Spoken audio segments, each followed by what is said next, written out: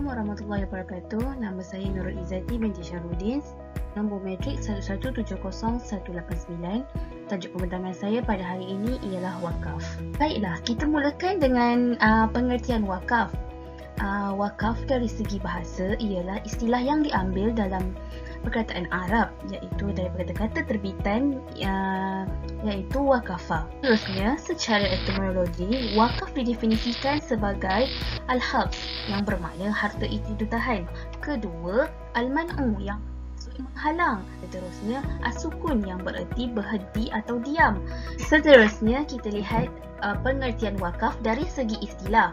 Wakaf merujuk kepada orang yang memindah milik harta yang boleh digunakan tanpa kekurangan sebenar kepada pengguna hanya kerana Allah SWT dari awal pemindahan harta hingga akhir harta. Ia tidak boleh diambil kembali atau dimiliki oleh sesiapa pun.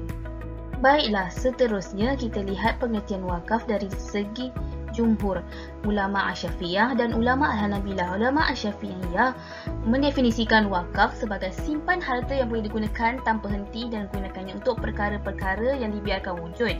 Manakala ulama Al-Hanabilah mendefinisikan wakaf sebagai menahan.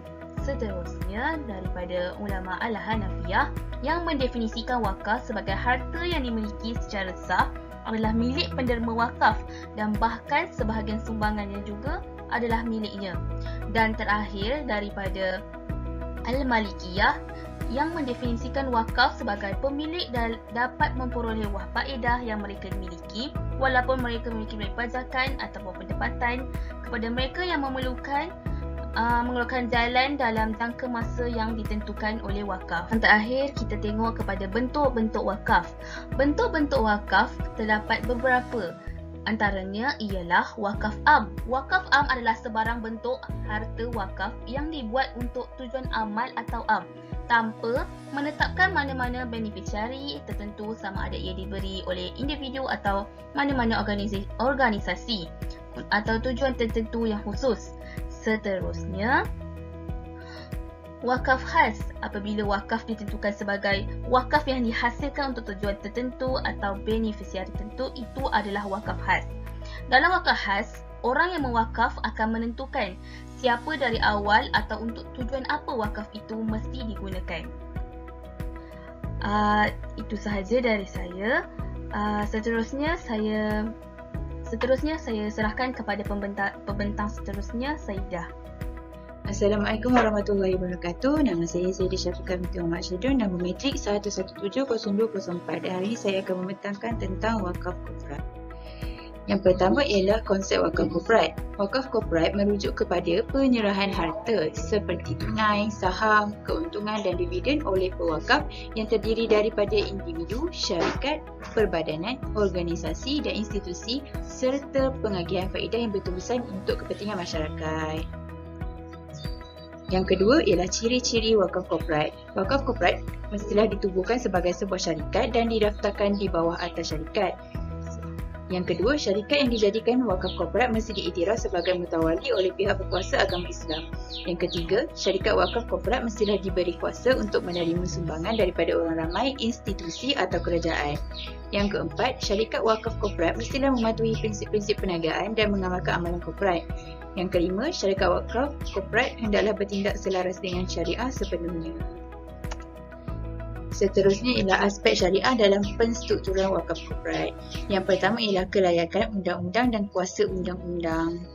Bagi wakaf korporat, pewakaf terdiri daripada institusi dan organisasi yang mana akan menimbulkan isu berkaitan dengan konsep kelayakan undang-undang bagi individu atau entiti. Tetapi isu ini dianggap selesai apabila kebanyakan ahli-ahli perundangan Islam bersetuju untuk mengiktiraf peranan institusi dan organisasi di dalam wakaf korporat seperti institusi Bait Al-Amal dan masjid. Yang kedua ialah pewakaf berwakaf untuk dirinya sendiri.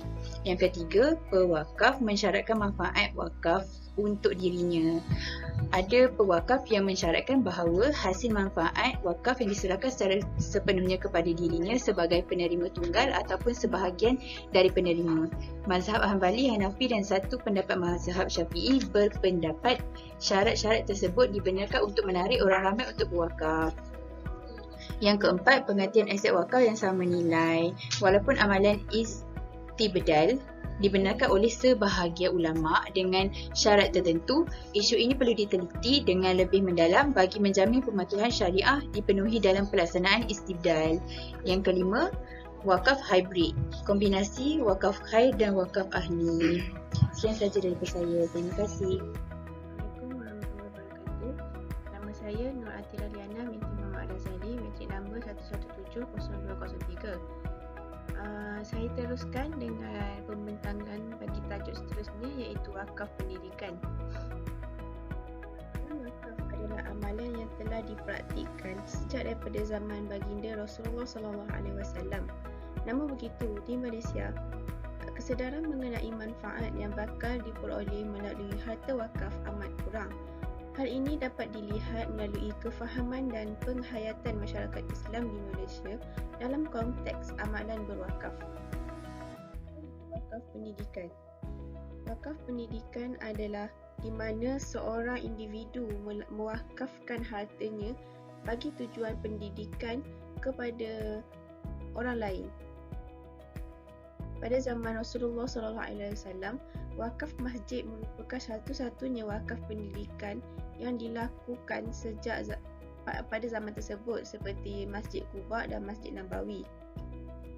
Amalan wakaf dalam pendidikan terbukti telah melahirkan banyak institusi pendidikan terkemuka di seluruh dunia, seperti Universiti Al-Azhar, dan ia juga berterusan melahirkan ribuan sarjana ilmuwan yang terkenal di seluruh dunia seperti Ibn Sina, Ibn Khaldun dan para ilmuwan yang lain. Banyak institusi yang dilaksanakan oleh sistem wakaf, sama ada wakaf perseorangan ataupun lain-lain wakaf. Contohnya seperti Universiti Al-Azhar di Mesir, yang mana telah terkenal sejak 1000 tahun yang lalu. Universiti Al-Azhar telah menjalankan amalan wakaf dengan memberi pengajian percuma bukan sahaja kepada pelajar di Mesir, malah kepada semua pelajar di seluruh dunia yang menuntut di Universiti Al-Azhar. Asrama, pembelajaran dan pentadbiran bagi Universiti Al-Azhar semuanya ditanggung oleh agensi wakaf di Mesir semenjak zaman Fatimid lagi. Itu sahaja daripada saya. Kita teruskan dengan pembentang yang seterusnya. Terima kasih kepada Atirah Liana, dan seterusnya saya Nur Rahwani binti Muhammad Mahathir akan membentangkan tentang wakaf tunai. Wakaf aset. Wakaf aset terbahagi kepada dua. Yang pertama, aset kekal iaitu iqar, tanah, bangunan dan hartanah, dan yang kedua, aset mudah alih iaitu mankul seperti kenderaan, senjata dan tunai. Aset wakaf tunai.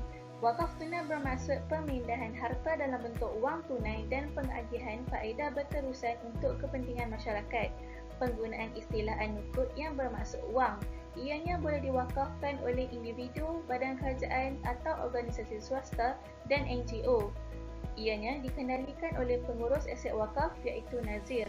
Di Malaysia, wakaf dan pengurus aset wakaf tunai memerlukan kebenaran daripada Majlis Agama Islam Negeri untuk menyiapkan dan menguruskan kualiti aset tunai. Pandangan syariah berkenaan hukum wakaf aset mudah alih. Kategori pertama, aset mudah alih yang sukar untuk rosak dan mempunyai fizikal tahan lama, seperti kereta, senjata, kuda dan lain-lain. Mazhab Maliki, Hanafi dan Hambali membenarkan untuk berwakaf aset mudah alih, manakala mazhab Hanafi, Imam Abu Hanifah mengatakan tidak harus. Qadi Abu Yusuf mengatakan harus untuk berwakaf, namun ianya hanya terhad kepada aset peperangan.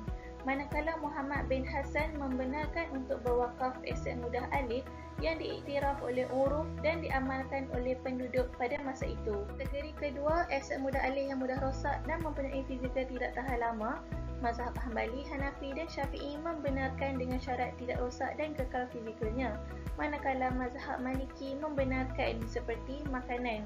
Seterusnya, saya memberi laluan kepada Nurul Izzati untuk membuat kesimpulan. Baiklah, terima kasih. Kesimpulan daripada tajuk wakaf ini, kita dapat simpulkan Islam adalah agama yang menyeluruh dan sempurna syariatnya. Di antara kesempurnaannya adalah pensyariatan wakaf yang merupakan ibadah maliyah ijtimaiyah yang bermaksud bahawa harta benda mempunyai kedudukan yang sangat penting dalam pembangunan sosial. Sekiranya wakaf dapat diuruskan dengan baik dan secara profesional, ia akan memberi kesan yang besar terhadap kesejahteraan rakyat dalam semua aspek. Wakaf lebih baik daripada amal biasa di mana pahala wakaf akan berterusan. Itu sahaja pembentangan dari kumpulan saya. Terima kasih.